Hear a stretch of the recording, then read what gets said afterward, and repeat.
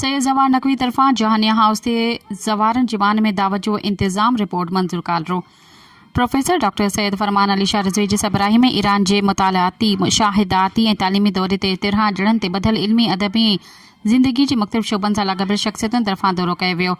इन दौरे में शामिल ज़वारन जिमान में नामवर अदीब शाइर ऐं तालीमी माहिर प्रोफेसर सैयद जवार नकवी तरफ़ां संदसि रिहाइशगाह जहानिया हाउस ते मच कचहरी जे आलीशान तक़रीब रखी वई, जंहिंमें राति जी मानी जो पिणु बंदोबस्त कयो वियो। इन मौक़े ते मंज़ूर हुसैन तरफ़ां ग्रुप जे अॻुवाण सैयद फरमान अली शाह ऐं मेज़बान साईं जवार नकवी जिन खे मुबारकूं पेश कंदे खेनि अजरकूं ओढायूं ऐं प्रोफेसर सैयद फरमान शाह सभिनी शरीक ज़वारनि जो शुक्रिया अदा कंदे जवार नकवी साहिब खे हिन मच कचहरी जे मेज़बानी करण ते ख़ुशीअ वचां जस ॾिनो।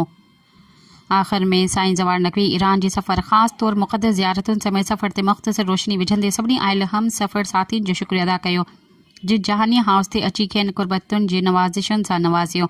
तक़रीब जे आख़िर में सैयद फरमान अली शाह साहिब दुआए ख़ैर फरमाई। इन मौक़े ते रईस ग़ुलाम शबीर सरेवाल, रईस नसीर ख़ान लक़ारी, ज़वार नज़ीर हैदरी, ग़ुलाम बाक़िर सरेवाल ऐं ॿिया शिरकत कई।